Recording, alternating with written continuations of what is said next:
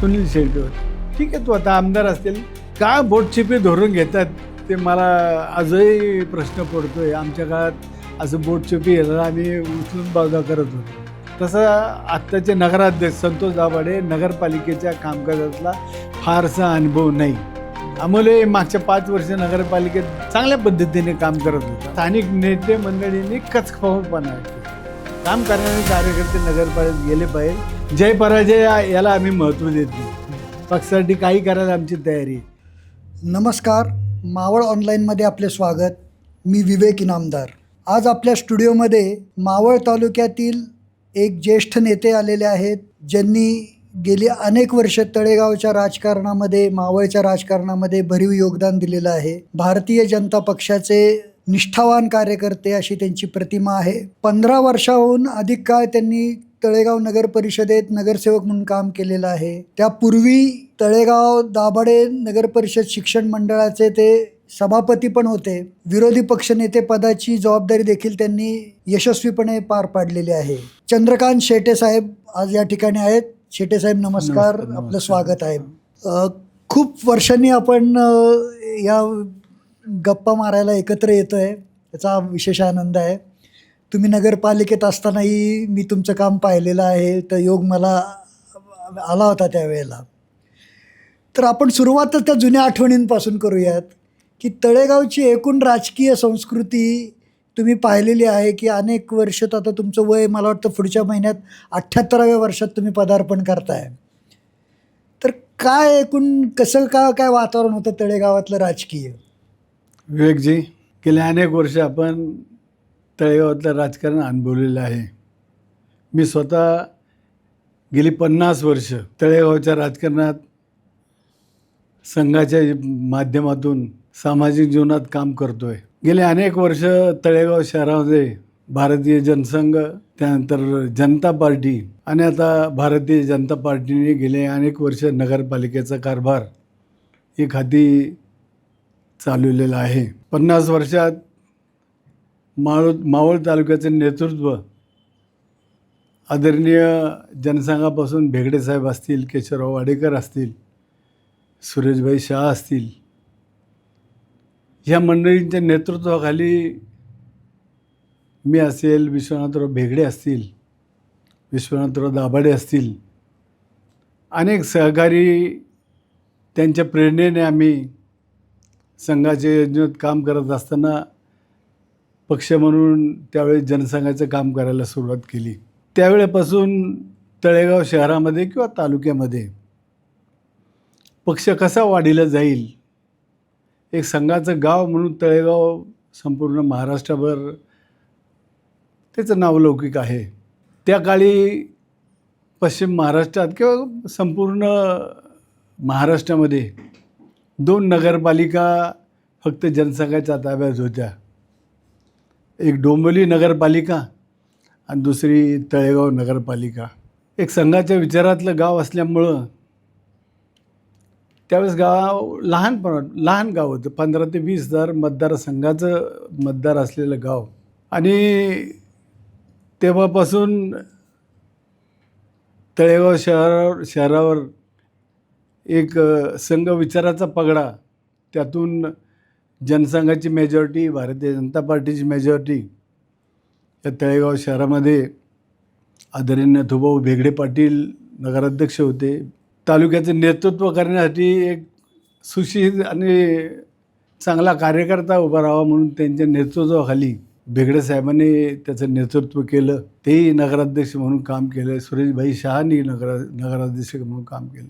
नेमका मी जेव्हा नगरपालिकेला संघाचं काम सोडून राजकीय क्षेत्रात काम करायला सुरुवात केल्यानंतर सुरुवातीला 1974 साली जिल्हा परिषदेतून शिक्षण मंडळ तळेगावला नगर परिषद वर्ग झाला. आदरणीय दादा परांजपे सभापती म्हणून, त्यांच्याबरोबर मी उपसभापती म्हणून त्या शिक्षण मंडळात काम केलं. पार्टी म्हणून तळेगाव शहरात काम करताना मग विश्वनाथ भेगडे असेल, मी असेल, कार्यकर्त्याचा संच उभा करून एक पार्टीला ताकद द्यायचं काम गेले अनेक वर्ष आम्ही मंडळीने केलं. 1975 साली देशात आणीबाणी आली आणि आणीबाणीच्या काळामध्ये संघ विचार असेल, पक्षांचे कार्यकर्ते असेल, अन्य पक्षाचे कार्यकर्ते असेल, त्यांना अटक करायची सुरुवात केली. अनेक लोकांना, लाखो लोकांना अटक केली. तळेगावला आणीबाणीच्या विरोधात सत्याग्रह करण्याचा निर्णय संघ योजनेतून पुढे आल्यानंतर मी स्वतः त्यात अग्रेसर राहिलो. दुर्दैवाने भेगडे साहेबांनी त्यावेळेस पार्टी बदलली होती आणि ह्या आणीबाणीला खऱ्या अर्थाने देशभर विरोध होतच होता. तो विरोध तळेगावमध्ये प्रखरपणे महाराष्ट्राच्या जनतेला दिसला पाहिजे.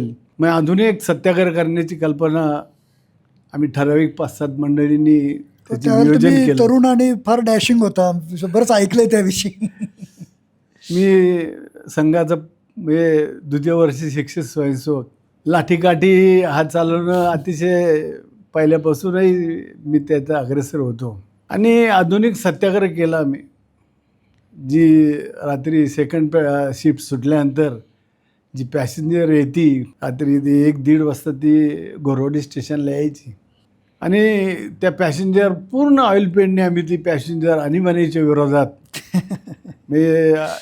त्याची त्या दुसऱ्या दिवशी ती रंगवलेली गाडी जरा विटी स्टेशनला गेल्यावर तिचे फोटो काढून परदेशात देखील इंग्लंड विशेषतः लंडनमध्ये त्याची प्रसिद्धी झाली. म्हणजे आंतरराष्ट्रीय पातळीवर तो संदेश तुम्ही तो पोहोचवला. सत्याग्रह आंतरराष्ट्रीय पातळीवर पोहोचला आणि मग दुसऱ्या दिवशी मग एवढा मोठा डिपार्टमेंट काय करत होतं, एवढा मोठा तुम्ही ट्रेन रंगवताय आणि ते रंगवायला थांबवली कशी गाडी तुम्ही? 2 तास आमच्याकडं ते मी कॉलेजला ट्रेनमध्ये जात असल्यामुळं ट्रेन कशा थांबवायच्या त्यावेळेला आम्हाला सगळ्या त्या नॅक माहीत होत्या. अच्छा. त्याचे होसपाईप आम्ही काढून टाकले होते. अरे बाप. ते होसपाईप जोडल्याशिवाय पुन्हा गाडी चालू स्टार्ट होऊ होऊ शकत शकत नव्हती. 2-2.5 तास घोरवाडीला डिटेन गाडी केली ओके. आणि आम्ही तो सत्याग्रह केला. संपूर्ण देशभर परदेशात देखील त्याचे ते फोटो बिटो व्हायरल झाले. दुसऱ्या दिवशी आम्ही मग सत्याग्रहच केला. सत्याग्रह घोरवडी स्टेशन सकाळी 9 वाजता, हे रात्रीच होती, सकाळी 9 वाजता आम्ही मोर्चा काढून सत्याग्रह केला. मला स्वतः अटक झाली. त्या ऑइल पेंटनं आम्ही स्वतः रंगवले आहे त्या अक्षरात आम्ही त्यामुळे संपूर्ण शरीरावरती त्याचे जे ऑइल पेंटचे डाग. दुसऱ्या दिवशी सकाळीच सत्याग्रह आंघोळ केल्यानंतर काय एवढं स्वच्छ झालं नाही. त्यावेळेला वय काय होतं तुमचं? त्यावेळेस 27 वय होतं मला. अच्छा. एकदम 50 वर्ष झालेत ना आता. 75 आता 25-50 वर्ष झाली. 50 वर्ष झाली. डिपार्टमेंटने चौकशा झाल्या, हे केलं, त्या मेडिकल झाल्या, सगळ्या गोष्टी झाल्या. पण अभूतपूर्व सत्याग्रह केला. आणीबाणी मी 15-1 महिने मी जेलमध्ये होतो. ते जेलमध्ये सुरुवातीच्या काळात आम्ही नाशिक जेलला होतो. 1 महिन्याची आम्हाला सक्त मजुरीची शिक्षा झाली. मला आणि सुरेशभाई सत्याग्रहात होते. विष्णूभाई होते त्यावेळेचे संघचालक. शिवरामभाई विवले होते.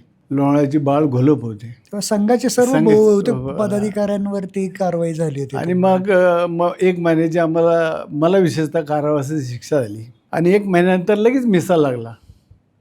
आणि मिसामध्ये 14-15 महिने मी नाशिक आणि येरवडा जेलमध्ये, आदरणीय बाळासाहेब देवरस देखील येरवडा जेलमध्ये होते. लहानपणापासून जरा नेतृत्व करण्याचे गुण असल्यामुळं तिथं देखील आम्ही संघस्थान, शाखा भरवायचे निर्णय, हे सगळा प्रकार जसा एखाद्या शिबिरात कार्यक्रम चालू असा तो 14-15 महिने दोन्ही जेलमध्ये चालू असायचा.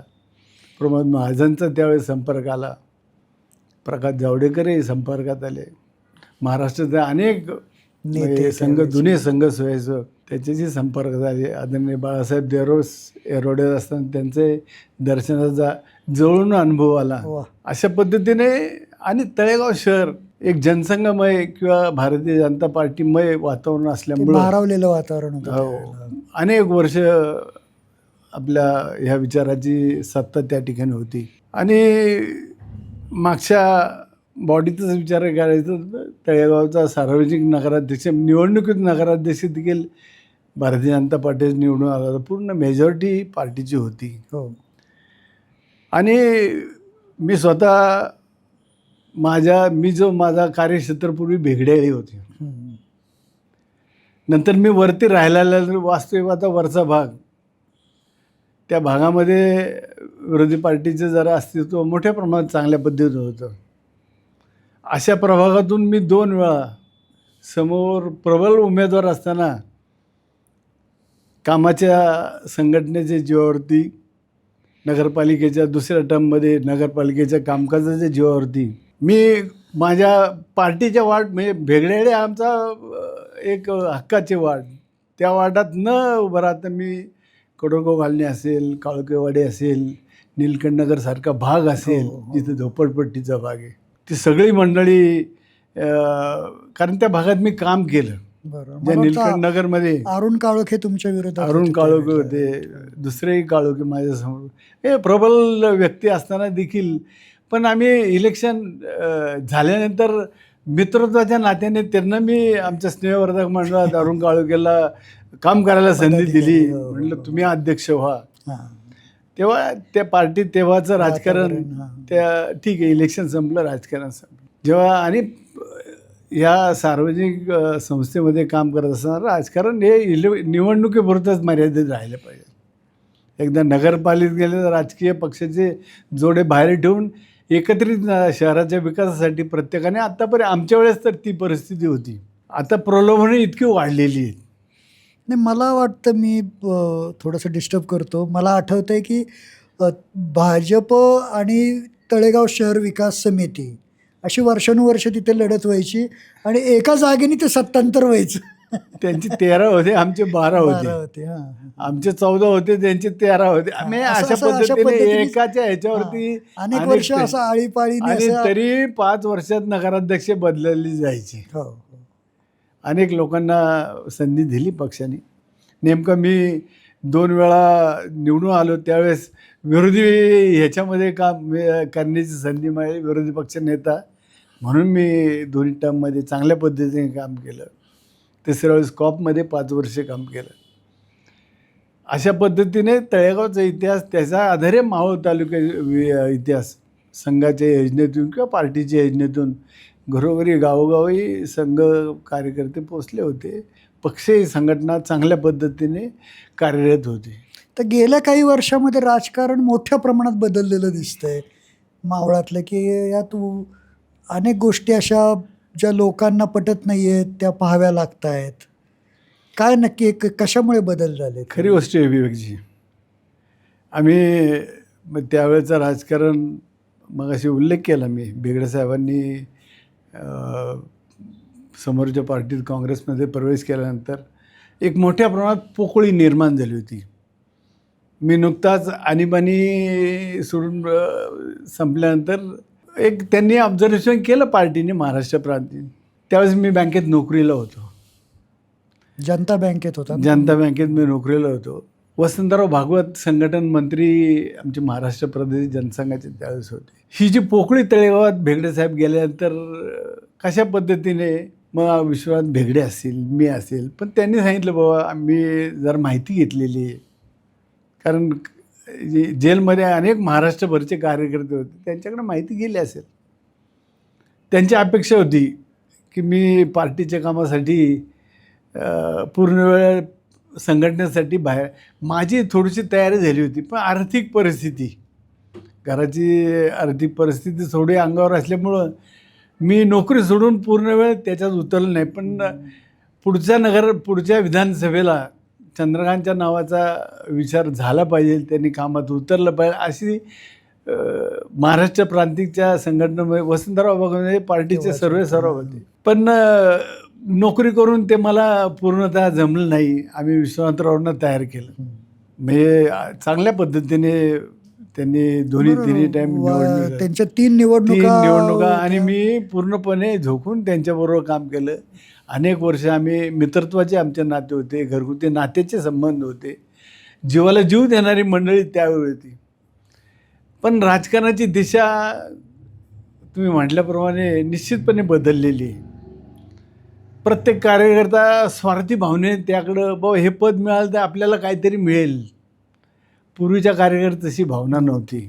पक्ष सांगेल, जो आदेश देईल, ज्या पद्धतीने काम करण्याची कल्पना होती. पण आता प्रत्येक कार्यकर्त्याला वाटतं ते काहीतरी इन्कमाचं साधन आहे, त्या दृष्टीने पाहिले जाते.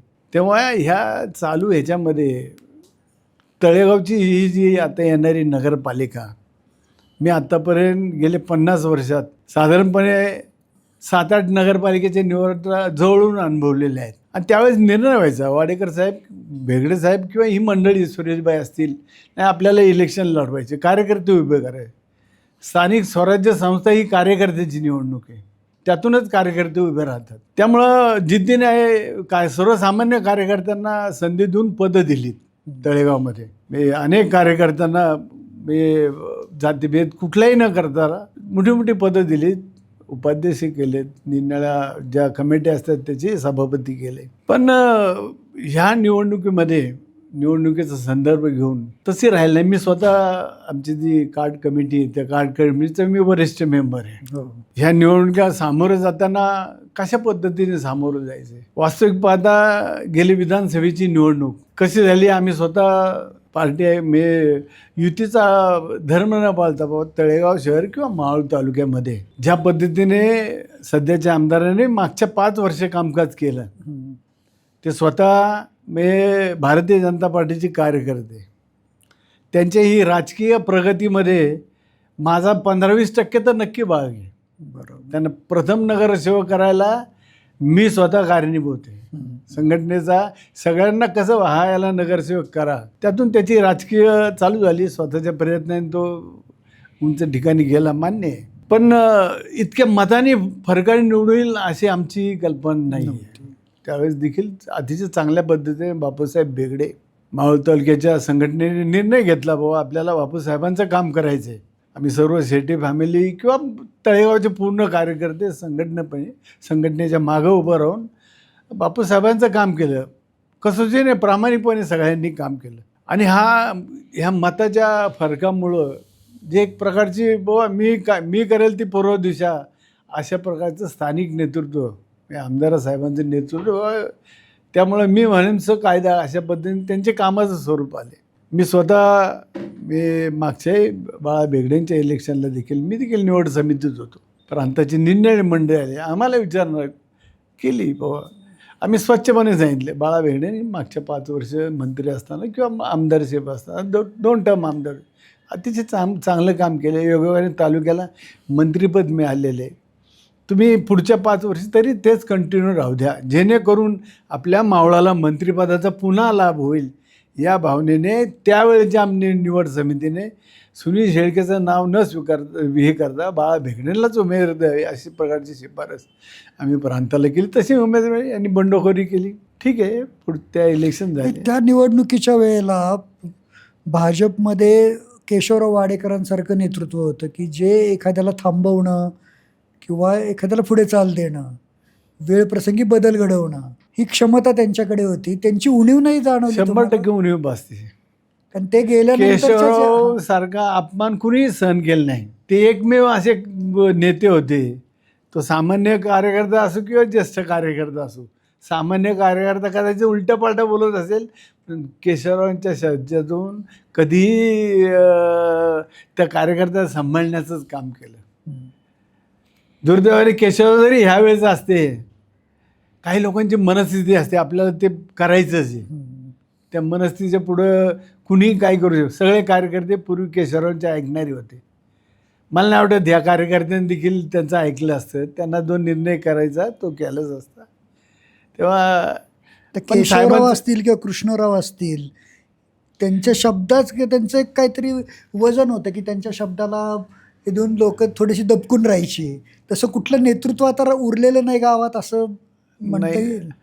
दुर्दैवाने तुम्ही म्हणता ते 90% बरोबर आहे. ह्या दोघांच्या जाण्यामुळं गाव एक करण्याची जे ताकद ह्या दोन्ही मंडळीकडे होती. आम्ही त्यावेळी तळेगावचं नेतृत्व, कारण मी असेल, विश्वनाथ असेल किंवा समोरच्या अनेक बाळासाहेब शिंदे असतील, सुरेशभाऊ चौधरी असतील किंवा अन्य मंडळी, यादव शेट असतील, ह्या सगळ्या नेते मंडळीला कुठल्या असो मग आम्ही त्यांना मान देणारे कार्यकर्ते होतो. त्यांच्या शब्दाबाहेर जाणारे दोन्ही पार्टीचे लोक शब्दाबाहेर झाल्यावर आज ती परिस्थिती नाही आहे. आज प्रत्येकजण मी म्हणेल तेच अशा पद्धतीचं काम करत आहेत. आता आपण चालू निवडणुकीवर येऊयात की काय नक्की युती होणार नाही होणार असं प्रचंड संभ्रम होता आणि अखेर ती युती झाली.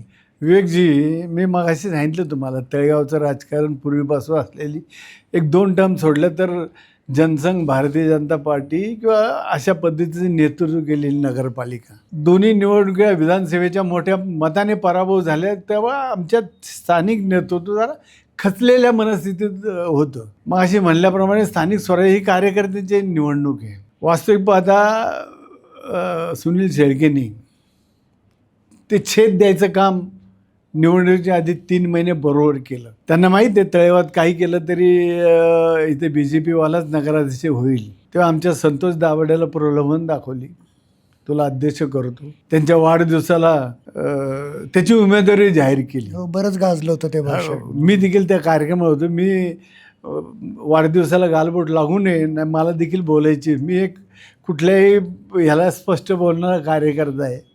मी बसल्यावर खुर्ची हे म्हणलं आमच्या संघटनेत प्रधान नाही आहे. संघटनेची कोर कमिटी असते.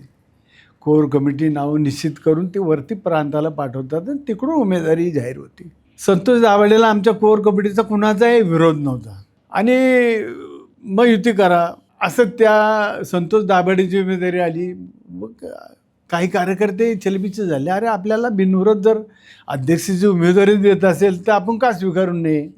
आम्ही युतीला विरोध होता अशातली भूमिका नाही. पण युती कुठेही होत असताना विवेकजी, ज्या पार्टीची पूर्वी सत्ता आहे त्या सत्तेला पहिल्यांदा प्रेफरन्स देणं भाग आहे ना. आज तू आमदार झाला, ठीक आहे, मान्य आहे, म्हणून तू म्हणशील त्याच्या पद्धतीने युती करायची का. युतीचा फॉर्म्युला तय व्हायच्या अगोदरच किंवा एकत्र बसवायच्या अगोदरच तू भारतीय जनता पार्टीचा नगराध्यक्षाचा उमेदवार जाहीर करतो आणि युतीच्या फॉर्म्युला 14 प्रभागात कुठले उमेदवार उभे करायचे, कुठल्या पार्टीला कुठली जागा सोडायची, याच्या अगोदर तू 10 प्रभागात तुझे उमेदवार जाहीर करतो. दुर्दैव असं आमच्याकडे असलेल्या 14 प्रभागामध्ये जे नगरपालिका भविष्यात, आता अध्यक्ष आमचा होणार, कमळाचा अध्यक्ष झाल्यानंतर त्याला सबॉर्डिनेट खाली कार्यकर्ते देखील नगरपालिकेचे काम करण्यासाठी ज्याला अनुभव आहे, नगरपालिकेत 5-10 वर्ष ज्यांनी काम केले, असे कार्यकर्ते नगरपालिकेत जाणं आवश्यक आहे. निदान 2-3 पक्ष नगरपालिका चालवणं सोपं काम नाही आहे. ऐन टायमाला जो मला ठराव लिहायला 4 ओळीतील लिहिता आला पाहिजे ना ठराव, आणि त्या ठरावाची माहिती पाहिजे, ती कशा पद्धतीने अंमलबजावणी करायची याचं नियोजन पाहिजे. असे कुठलेही नगरसेवक त्या ठिकाणी जाणार नाही. अशा प्रकारचं नियोजन या आमदारांनी केलं आणि जे प्रभाग दिले, महिलांचे प्रभाग, महिला चांगले काम करतात, माझा अनुभव स्वतः. राखीव प्रभाग, पुरुष जे कार्यकर्ते तिथं जाणं, सिनियर कार्यकर्ते जायला पाहिजे, तसं कुठलंही नियोजन नव्हतं. खाली प्रभाग मग 10 आणि पण हे जागा वाटप अशा पद्धतीने जागाच आमच्या पुरुष कार्यकर्त्याला जागा देत नव्हत्या. पण त्याच्यावर तुमच्या पक्षाच्या वतीने आक्षेप घेण्यात आले असतील ना.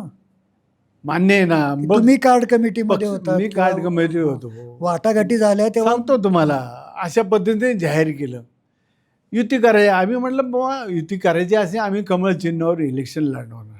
तर आम्हाला अन्य ह्याच्यावरती आम्ही कमळाशिवाय निवडणूक लढवणार नाही आणि युती करायची. त्यांचा आग्रह होता. अगोदर मी पार्टीचे नेते बाळा वेगळे असतील किंवा गणेश वेगळे असतील, तुम्हाला एक तळेगावपुरती युती नाही, आम्हाला करायची असेल तर तालुक्यातून ती युती करा. जिल्हा परिषद, पंचायत समिती असेल, वडगाव नगरपालिका, नगर पंचायत असेल, लोणार नगर पाहिजे, सर्वदूर युती झाली पाहिजे आणि ती व्यवस्थित अशा पद्धती युती जायला असं. मग हा प्रस्ताव घेऊन आपण मुख्यमंत्र्याला भेटू अशा प्रकारचे. काय नक्की मुख्यमंत्र्यांकडे झाली ते उपस्थित होता. मी स्वतः नक्की काय घडलं? मी स्वतः त्या मिटिंगला उपस्थित, मी होतो, बाळा भेगडे होते, गणेश भेगडे होते आणि समोर सुनील शेळके होते. भेटलो आम्ही, मुख्यमंत्र्यांना भेटलो. पण आमचे नेते मंडळी, स्थानिक नेते मंडळींनी कचकफपणा घेतला. युती करायची नाही, सर्वसामान्य कार्यकर्त्याचा आग्रह होता. ज्या आमदारांनी गेले 6-7-8 वर्ष तळेगाव आणखीन मावळ तालुक्याच्या अनेक कार्यकर्त्यांना जो त्रास दिला आहे, BJPचा आहे ना, तुझं त्रास दे, मला स्वतःला त्रास दिला. कोरोनाच्या काळामध्ये आमच्या मुख्याध्यापक, मी स्नेहवर्धन मंडळाचा अध्यक्ष म्हणून गेले अनेक 15-20 वर्ष काम करतो. आज स्नेहवर्धक मंडळाची बालविकास स्कूल ही जर इमारत पाहिली असेल तर अख्ख्या पंचक्रोशीत अशी इमारत नाही. सर्व सुविधा उपलब्ध असलेली स्कूल गेले 10 वर्षात 15 वर्षात आम्ही उभी केली अद्ययावत. आणि तिथले मुख्याध्यापक असतात, त्यांचं नियोजन आम्ही काय परीक्षा घ्या आणि हे काय सांगू शकत नाही. त्यावेळेस त्या बाईंनी परीक्षा घातली शाळा बंद असताना. हा माझ्यावर पोलीस केस दाखल करा, गुन्हा दाखल करा, अटक करा, अशा पद्धतीचे तुम्ही कार्यकर्त्यांना हे करता. तेव्हा हे सगळ्या ह्याच्यामध्ये युतीत कार्यकर्त्यांचा रोष मोठ्या प्रमाणात होता. युती करायची नाही, काही होईल तर झालं. आपले मी थोडीशी पराभूत मनोवृत्तीची अवस्था ह्या विधानसभेच्या इलेक्शन नंतर निर्माण झाली होती. पण तशी अवस्था होती का? नाही. प्रत्येक कार्यकर्ता आजही जोमाने उभा आहे. आणि मग ह्या सगळ्या पार्श्वभूमीवर युती करायची म्हणून मुख्यमंत्र्यांची भेट घेतली. भेट घेण्याचं नियोजन झालं. भाऊ आम्ही सगळे भेटलो. त्याचा प्रस्ताव मी आधीच सांगितलं, 10 प्रभागातले उमेदवार जाहीर केले होते. आम्हाला तो 7-8 जागाशिवाय पुढे देत नव्हता. म्हटले ह्याच्यावरती तुम्ही जिथे ज्या नगरपालिकेत तुमची गेले 5 वर्ष सत्ता होती, पुढे युती करताना ज्याला पूर्वी बहुमत होतं त्याच्या ह्याचा वाटा त्यांच्याकडे जातो ना, बहुमताचा वाटा किंवा काय असेल. ठीक आहे, तू आता आमदार असतील. आम्ही म्हटलं ठीक आहे, अध्यक्ष आमचा डिक्लेअर केला आहे, 14 जागा तुम्ही लढवा, 14 जागा BJP लढविल. जेणेकरून तळेगावच्या मी सर्व कार्यकर्त्यांना जे आवश्यक आहे नगरपालिकेत काम करण्याचे ज्यांना अनुभव आहे असे कार्यकर्ते पाठवता येईल अशा पद्धतीने नियोजन. पण ते काय ऐकायला तयार नाही. मुख्यमंत्र्यांना भेटलो. मुख्यमंत्री म्हणले अरे त्यांना काय 246 नगरपालिका, BJPची एक नगरपालिका आहे तीच आपल्या संख्येला मिळती, त्यांनी युती करा. आणि मी ते जागेचे त्यासमोर कुठेही वाटणी झाली नाही. त्यांनी जागा 11च्या 11 ह्या आणि त्या मग सांगितल्याप्रमाणे महिलांच्या राखीव जागा 2 फक्त पुरुष जागा होत्या त्या देण्याचं त्यांनी मान्य केलं. पण ही त्यावेळेस मला स्वतः मी त्या घाट कमिटीत अनेक आमचे नेते मंडळी शब्दाला मान देऊन काही तळेगावमध्ये काम करणारी घराणी आहेत. जसं बेगडे घराणे आहे, शहा कंपनी आहेत.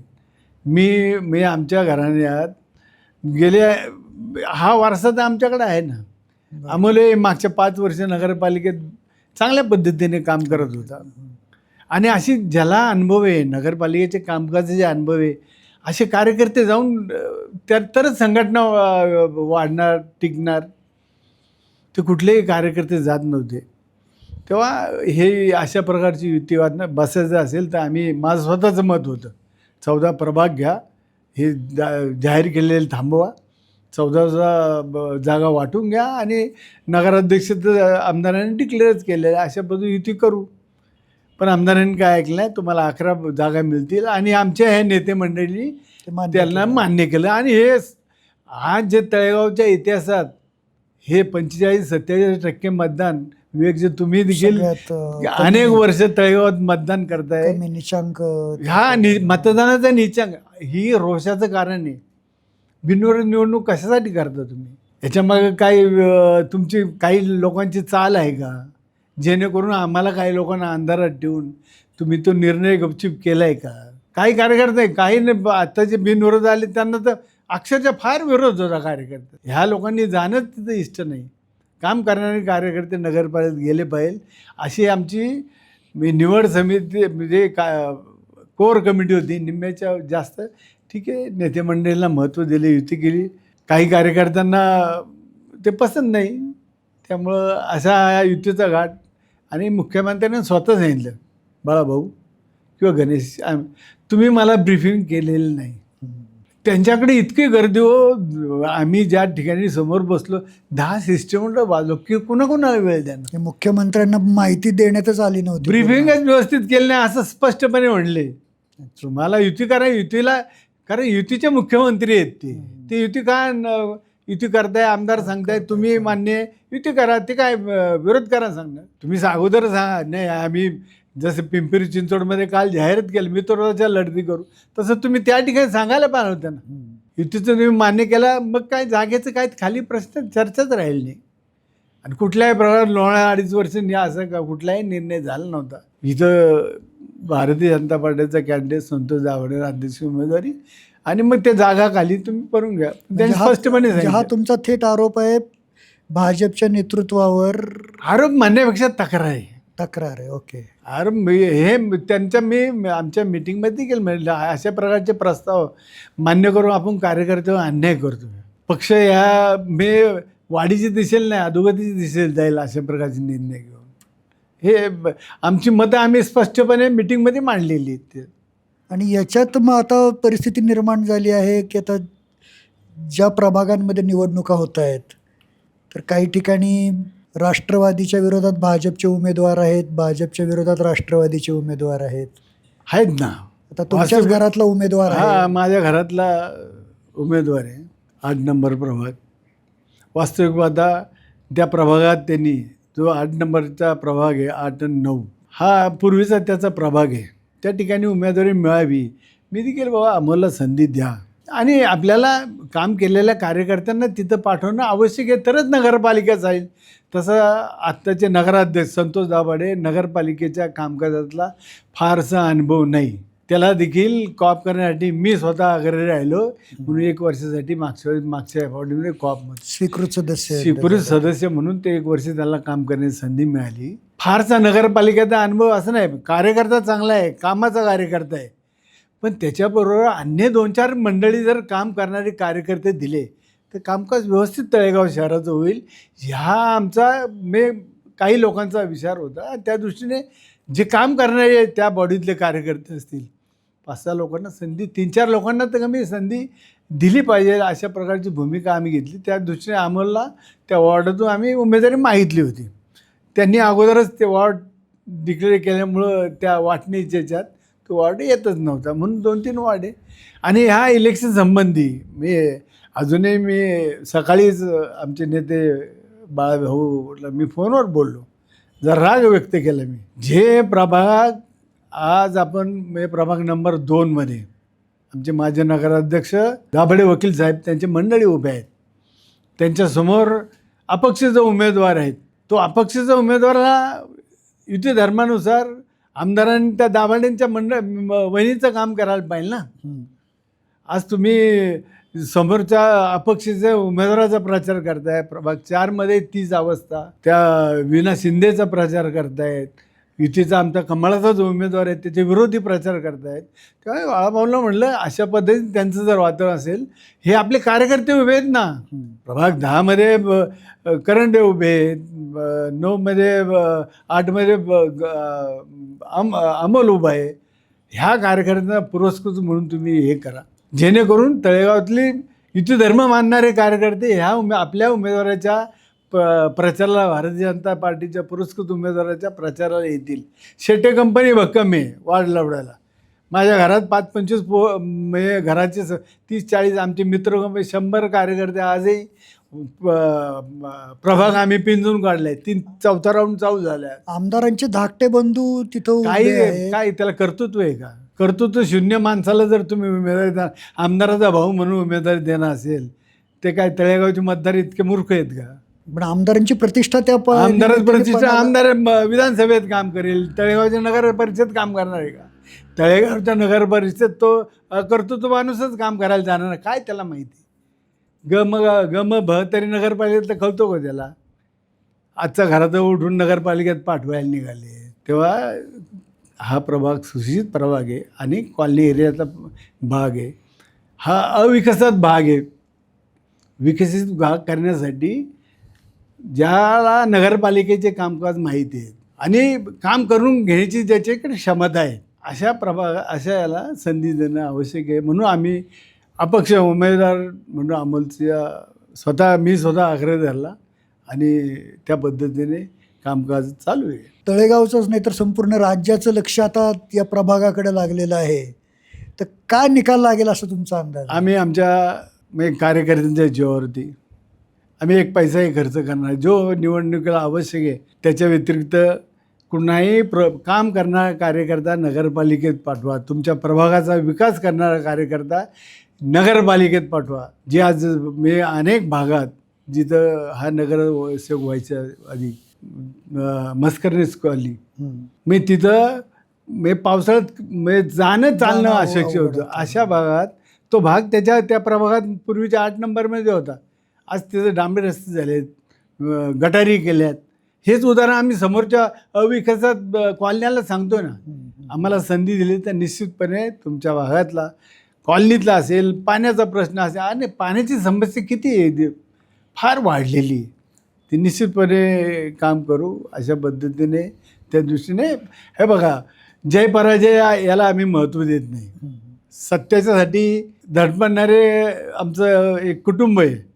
त्या दृष्टीने अमोलची उमेदवारी आम्ही उभी केली. आता त्यांचे आर्थिक पाठबळ फार मोठे आहे. त्या पाठबळाला आम्ही कितपर्यंत तोंड, पण कार्यकर्त्याची टाकते, आमच्या घरातल्या सगळ्या कुटुंबाची ताकद. त्या दृष्टीने आम्ही चांगल्या पद्धतीने प्रभाग लढवतोय आणि यश निश्चितपणे येईल अशी मला तरी खात्री. आपण ज्येष्ठ आहात, अनेक वर्ष तळेगावचं राजकारण पाहिलं आहे. आत्ताचं जे वातावरण आहे बदललं पाहिजे अशी सर्वसामान्य तळेगावकरांची इच्छा आहे. तर त्यासाठी काय बदल झाले पाहिजे असं वाटतं तुम्हाला? प्रामाणिकपणे काम करणारे कार्यकर्ते उभे झाले तर निश्चितपणे बदल होईल.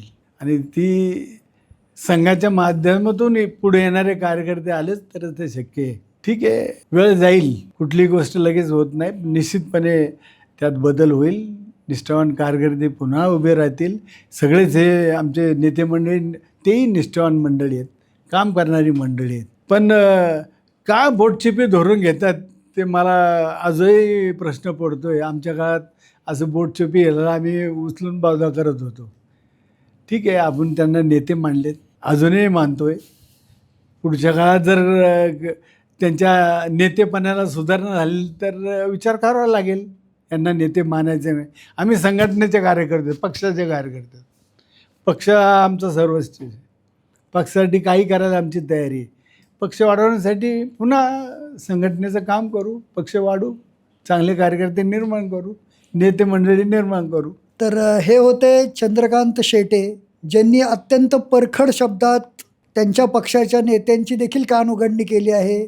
बोटचेपेपणाचं धोरण त्यांनी का स्वीकारलं हा त्यांना पडलेला प्रश्न आहे आणि यातून देखील पक्ष पुन्हा बाहेर येईल असा विश्वास त्यांना वाटतोय. एकूणच या संपूर्ण परिस्थितीवर आपण या ठिकाणी चर्चा केली, त्यासाठी आपण वेळ दिलात त्याबद्दल शेटे साहेब धन्यवाद. नमस्कार, धन्यवाद.